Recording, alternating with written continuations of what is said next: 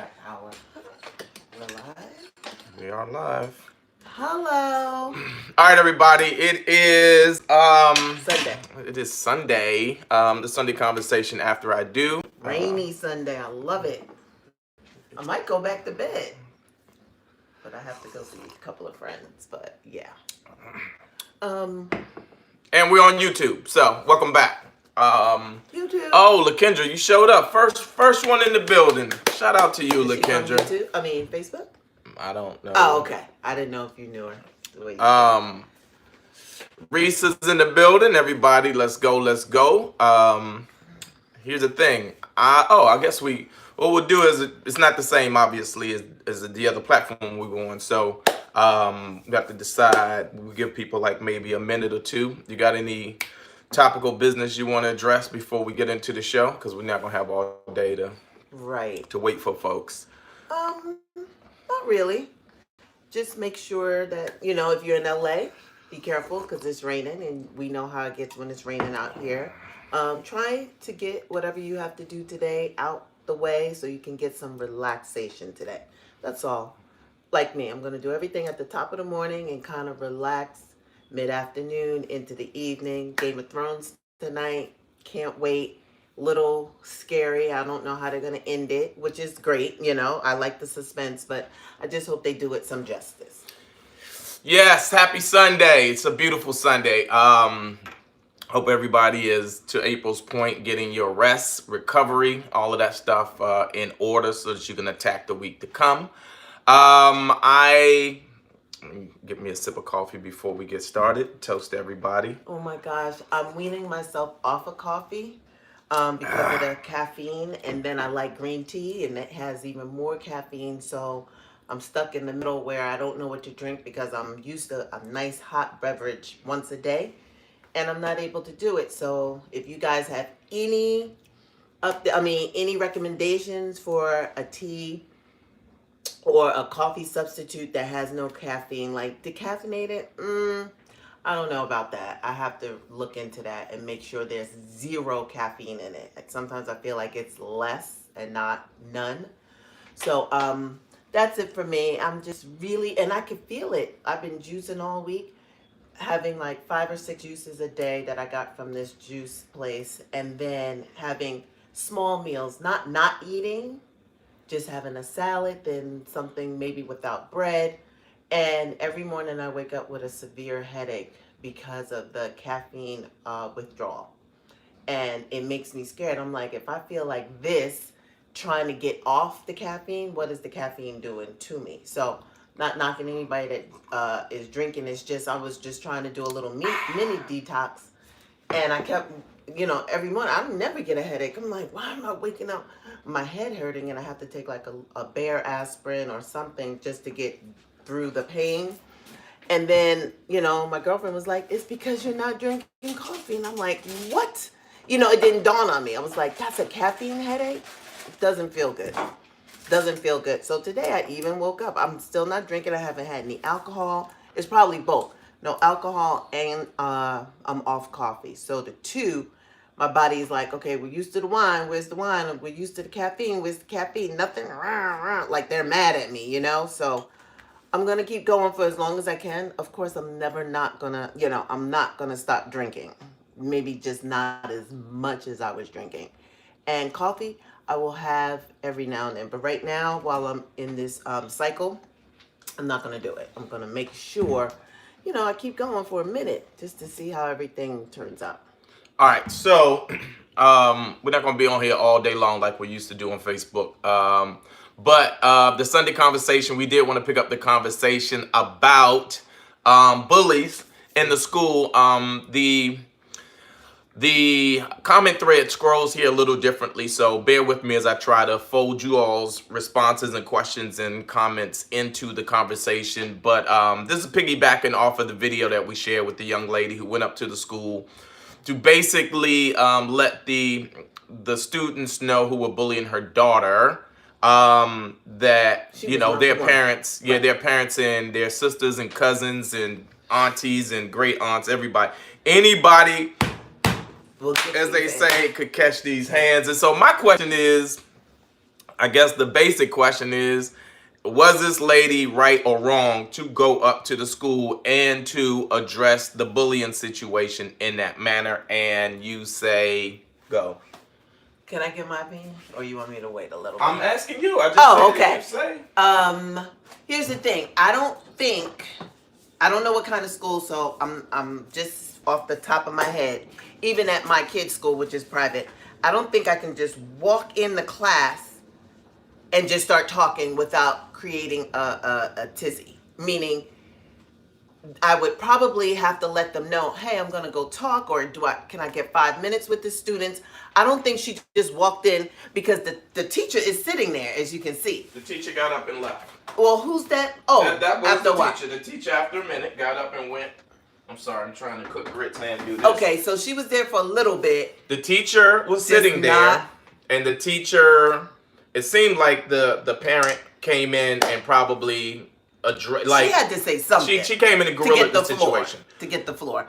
But it doesn't seem like the teacher was trying to hold her back, like, no, you can't say that, or whatever. Now, I don't know if she left the room to get reinforcement to help her, like, this lady is going buck wild in here, or I'm gonna let them handle this because it has nothing to do with me. I felt like it might be that, like, okay, she's not being overly, aggressive with the kids, but she was very to the point, and she was not playing around. And if she had the blessing of the school, to go in there and talk, because bullying is such a big situation that they may have given her their blessing, because they don't want another child with blood on their hands. There's no way in the world a school is going to give a parent a blessing to go in and address the Well, maybe I don't know, she tricked them, like, I just want to go in there. I don't know what the case may be, but she had the question is, was she right or wrong? That's the question.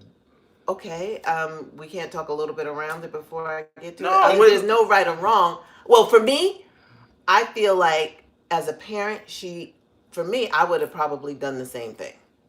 I would have done the same thing, because you get to a point where you're frustrated and you're seeing your kid come home, and I don't know, maybe she had talked to the school a couple of times and they haven't gotten it done, where she had to take matters into her own hands. So if that was the case, then she was totally right, and I would take the consequences of my actions of going in there and letting those bullies know face to face that anybody can get it, your mother, your sister, your aunt, whatever.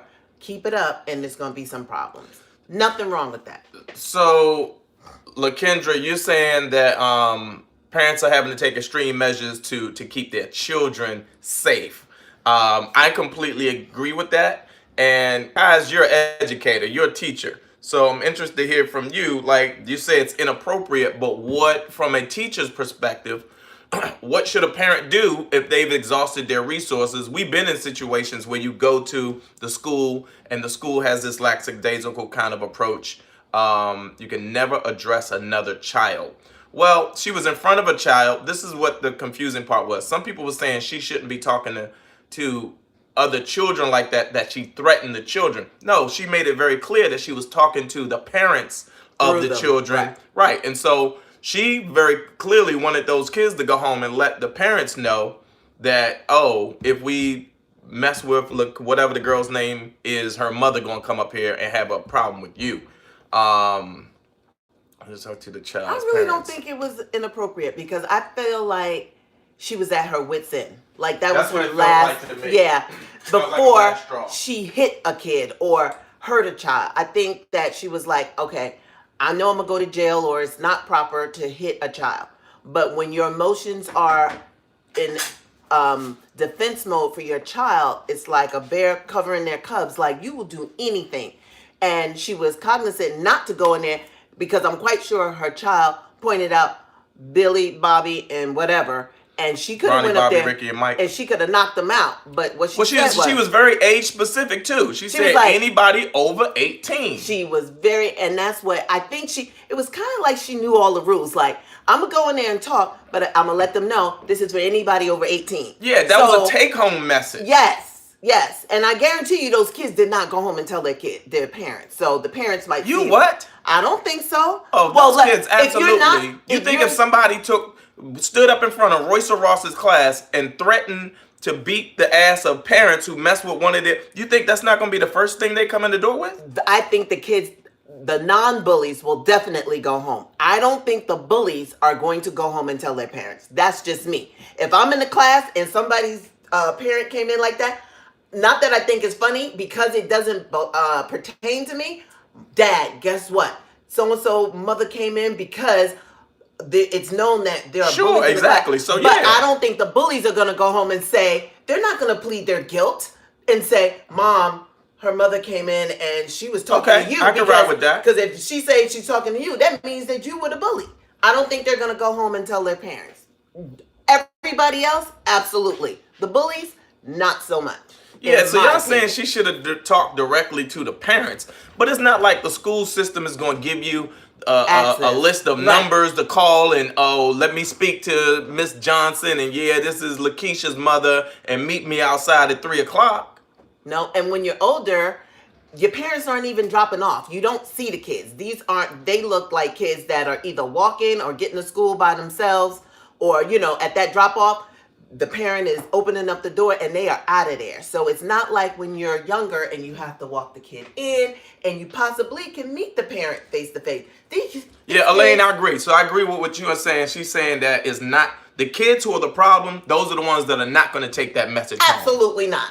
So the parents are never going to get the message because there's no way. But then this is the other thing. So a lot of people are saying that you call a meeting with the parents. Everybody's saying, Kaz, I see you. A meeting with the parents. The problem is that a lot of those parents are reluctant. Like most, I'm sorry, I'm trying to cook grits.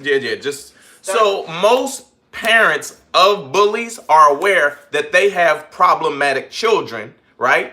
And most of those children that are bullies are in problematic homes. So you either have divorced parents or parents that aren't getting along, or some situation where the parents really don't have time to come up and address the needs of the children, right? Those children aren't being addressed at home. They're not being shown love. They're not in two-parent homes. I'm not saying this is the case. This is blanket case. I'm just saying from my awareness, and we've had to deal with bully situations, there is dysfunction in the homes that are not set up. Like April and I have a great situation where two-parent home, the children know that they're loved. We pour resources into making sure that they get what they need. They model what they see in the house, which is love most of the time. When April can't keep her hands off me. But that's not the case in all of the homes. Right. Right? And for those that are saying that, oh, okay, you can get the police involved and a lawyer, a lot of people don't have the time or the resources. And right. A lot of those people don't even feel like dealing with police. The police killing us. Brown people, minorities, people that look, I'm not even going to say minorities no more because we got to stop saying minorities. That's a sidebar. We'll get to that another time. Right. But people that look like us don't want to be involved with the police. So, that being the case, like, we are taught to handle this stuff ourselves. And when it gets to the point where you feel like, okay, enough is enough, when you reach your breaking point, like, all the rules go out the window. Yeah, because the flip side is a child that goes home that can't take it anymore because they've told the parent has done their due diligence. How many cases where we went up to the school 3 times, we tried to address it, and then the poor child is hung in the closet. You don't want that scenario. So people, and I think too many parents moving forward are seeing that the parents did their due diligence. They went to the school, they went to the officials, they went to whomever. They may have even talked to the parents, and the bullying did not stop. And the child felt like there was no other option other than just take myself out this world because I don't want this pain anymore. I'm with the parent. That is a sad situation for anybody that have to bury their child because the child was bullied in a situation and felt like they had no other resolve. For that to be the answer is uncalled for. But I'll also say this.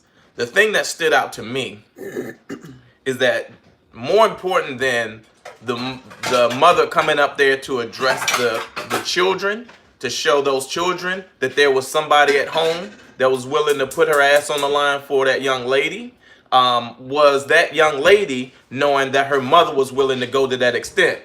to have her back. That part. Now, there are some people that are saying that that girl may have been, the mother may have put that girl in a worse situation by coming up there and doing that. Well, then, you know what?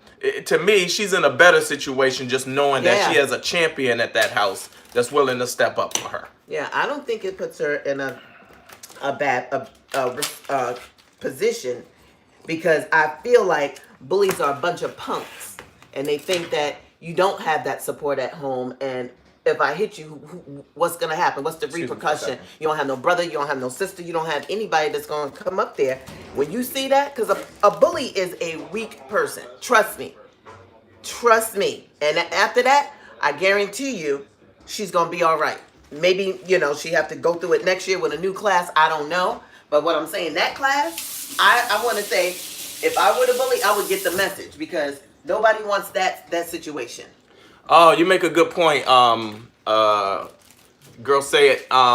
There should be mandatory mediation, but a lot of these schools are not progressive in that way. I hope that's the right word. Look, I am very fortunate because I have, it's 14 of us. I got 13 siblings. So most of the time, my whole school experience was I had 5 brothers in the same school with me at the same time. It was just a lot of us in the school, so cats knew that, you don't want to mess with them because it's too many. It's too many of us. It's too many of us. So that whole, remember the schools set up with the window in it, so the clear door? If one of us had a problem, we'd walk around and knock on them windows. Boy, if I see one of my brothers knocking on the window like he got a problem, it ain't no can I go to the bathroom, excuse me. It's like, all right, let's round it up. And my mother was in the school too. Right. Yo, my father would tell us, boy, if one person fighting, everybody about to be involved. See? And how many people have more than one sibling in a school? But if you're an only child, I can't even imagine being an only child. And these kids, I saw another thing online. This is the thing with the social media and these phones is that these bullies now feel empowered to capture the experience and to share the experience on social media, which I think that's the thing that's really elevated this whole thing, right?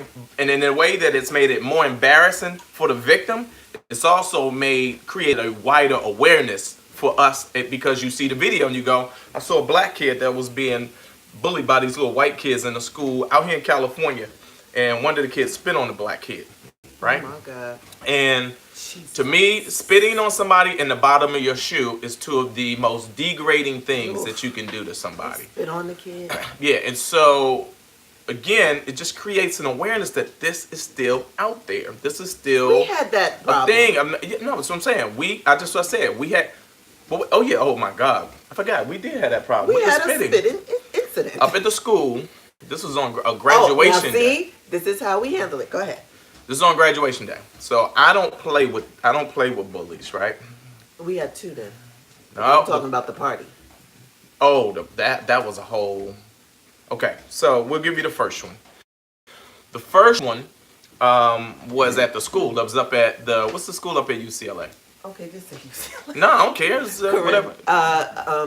What is it? It changed from the lab school. The lab school up at UCLA. Right. So on graduation day, I can't remember what grade it was. Royce for sure. 6th grade graduation for Royce. He's coming out of that school, and some kid spits on him and does something. And so these kids are dressed up and ready to graduate, and this happens. Beautiful and so ceremony. I go up to the classroom because they're all now. They got the ceremony set up here. Last day, Royale and don't give a damn. Yeah, because we already had issues. But go ahead. Royce came to us distraught. Melissa, Royce came to us distraught. And go ahead, walk me through, remind me. I wish Royce would come and remind us what happened, because he was the one who... You want me to ask him? Yeah, grab Royce real quick. Melissa, I did see the thing with the Jewish woman, and I need more information on that, though. I can't speak on that until I get more information.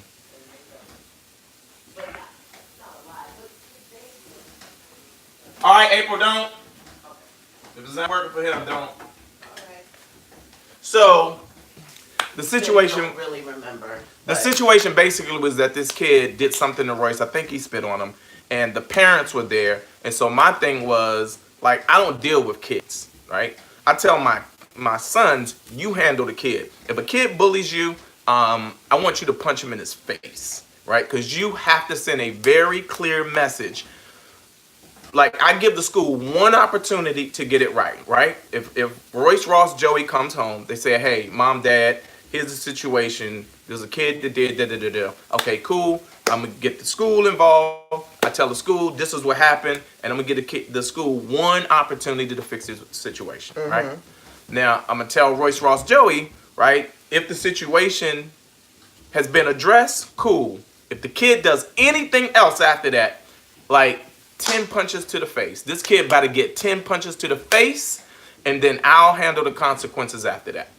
Now, after that, now it's elevated to the point where I'm at the school saying, look, I gave you an opportunity to rectify this. You didn't handle it, and this kid was still being aggressive or doing something to my son, to have my son to have to defend himself. So now here's what the deal is. Now you got to get the parents up here. You got to get the parents up here because I have to have a conversation with the parents. So let me remind you, the first incident was a phone chain thing. So they all were in 6th grade. They had cell phones. And somebody called Royce's phone and acted like a monkey.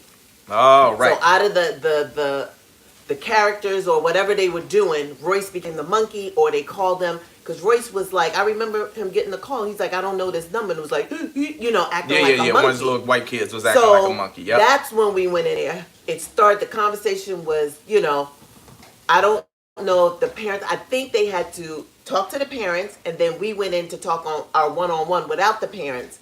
And Royale was good until the very end. He said, because like if somebody messed with my kids, and these are prim, proper UCLA teachers or whatever, he was like, because I'm going to fuck them up. And I was in that meeting.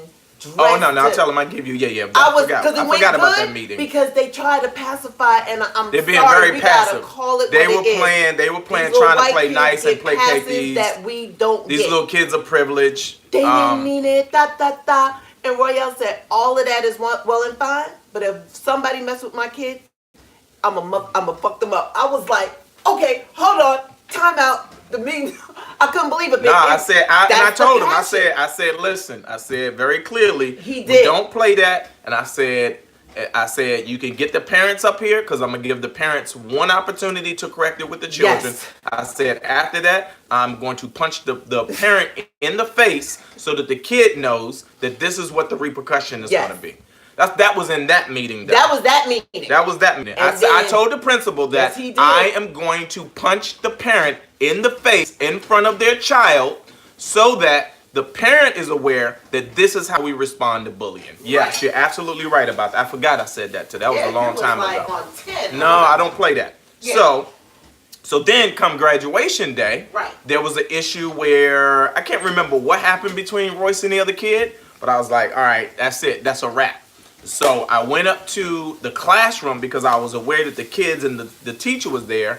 And I just remember that the teacher, like I literally had the teacher jammed up in the doorway. And I can't remember whether I grabbed him or... No, you didn't grab him, but you were very aggressive. Yeah, and because they didn't want me to go into the classroom, but it turned really bad real quick. On his last day. Beautiful day. It was something like, there was water streams going through UCLA. It's beautiful. It's a beautiful campus, and somebody roughed them up, or they were playing too tough, and Royce came back a little disheveled and maybe horse. Yeah, I was like, oh no. I said, we're going to have a conversation about this right now. Get this kid's parent. That's what it was. And the teacher didn't want to disturb the parent. Yeah. The teacher didn't want to. So I was like, nah, fuck that. Get his parent right now or it's going to be a problem. And Mr. Watkins, could you please? Yeah. And so I was like, April's like, bro, we got to go. We're aggressive. Yeah, no. No, we're just trying to make sure they're safe because Billy and Bobby get to do whatever the my whole thing want. is, your kid got to know that you will go to bat for them. So that was one situation. Then we had another spitting incident. Oh, my God. And that one was all bad because... Really quickly, Royce went to a party. Bar mitzvah. He just went to a party, and high-end party. The father's a well-known producer out here. These kids got money up the wazoo. And so it was cool. Went to the party. Party was at the W in Hollywood. So real high-end ritzy.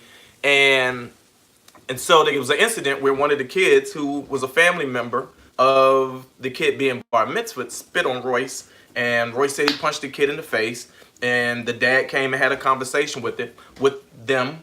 And the party continued. Well, Royce got in the car and we're on the way home, and he tells me, "Oh, there was an incident that happened. My children know. You got to tell me if something goes down, you tell me." So I'm like, wait a minute.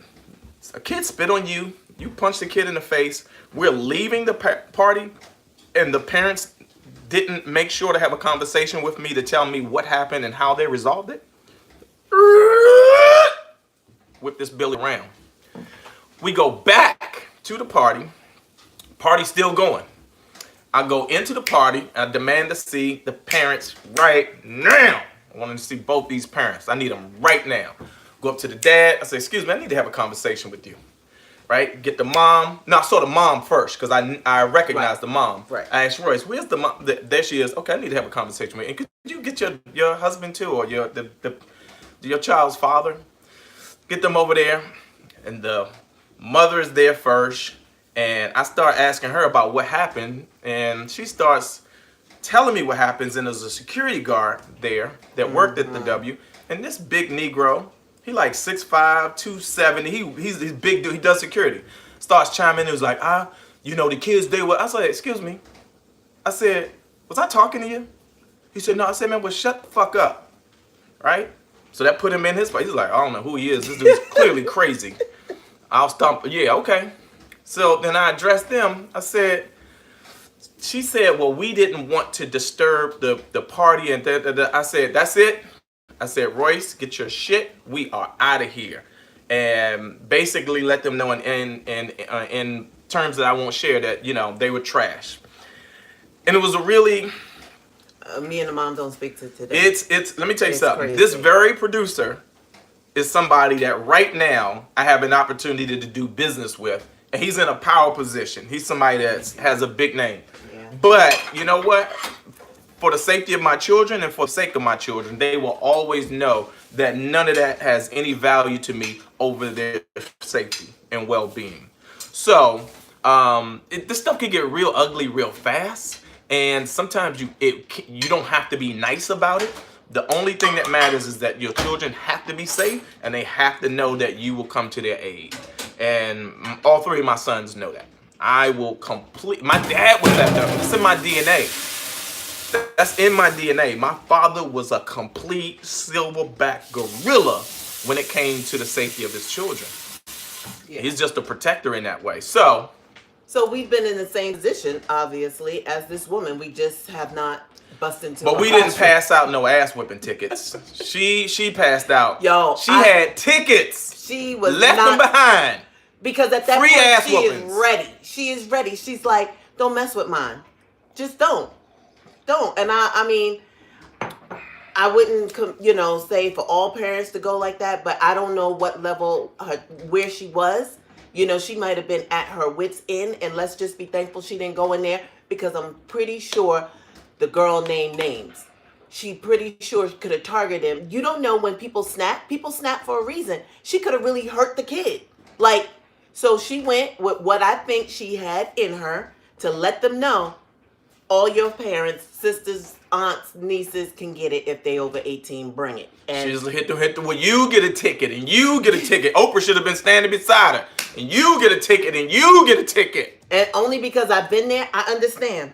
Until you have been there and your child comes home and you know your child and the love that they get, and not to say that a loving family can't produce some assholes, yes. But when you know for a fact that as Royce was growing up in the Spanish school and people were bullying him or, just banter, did you hit him back? No, I didn't hit him back because Martin Luther King said, whatever, he's reciting the poem.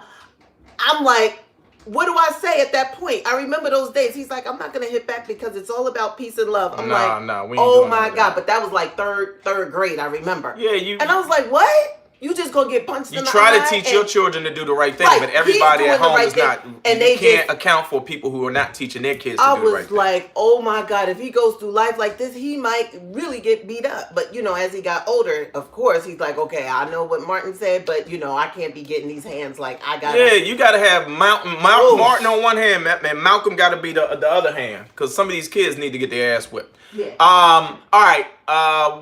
This ain't gonna be a long episode again on these Sunday conversations. We coming in for a half hour long, a half hour strong. I got the Chocolate Girl Wonder with me. We're only mostly going to be over here on YouTube now, so unfortunately, I don't even know if y'all gonna see me in the break room this week. I'll probably just be here on YouTube. So tell a friend to tell a friend. Subscribe to the channel. We got 100,000 people following us on Facebook, and we got 2,000 people over here, so the numbers are a little lopsided. Subscribe to the channel. Set your notifications. When we go live, you'll get the notification. Flo TV says she loves the nails. Oh, April. thank you. We didn't even talk about that. Nails. Quelly, she has a new, if you're in LA and in the Valley, it's called Bling It. And honey, they do fantastic nails. Their system is different. It's not tips. It's not all that glue. They sculpt the nails. They put this foil on, and they actually, this is all made up nail. They sculpt it. So God forbid you ever break it. It kind of breaks right in the center, never gets to your nail bed and hurt. You know how you break that nail and you think life is over? Baby, this will break, but it won't get to your nail where it's hanging and bleeding. And they do. You getting paid for this commercial? Well, this is my girl. I mean, a black-owned salon. Shoot, it is get a amazing. coupon or something. Oh, I'm gonna get mine. Okay. Trust me, Quelly gonna take care of me. But we'll talk about that another time. Amazing, bring Quelly on, and you can let her talk about it on one of the I'll episodes. bring her on. And there's the fee for that, but we'll get to that later. All right, y'all. Y'all have a beautiful Sunday. Like I said, I don't know what we're doing this week, but make sure you set your notifications, because if it does happen, it's gonna happen here on YouTube. All right. Make sure you subscribe to the channel. Hit the share button. Let your friends know. Tell a friend to tell a friend.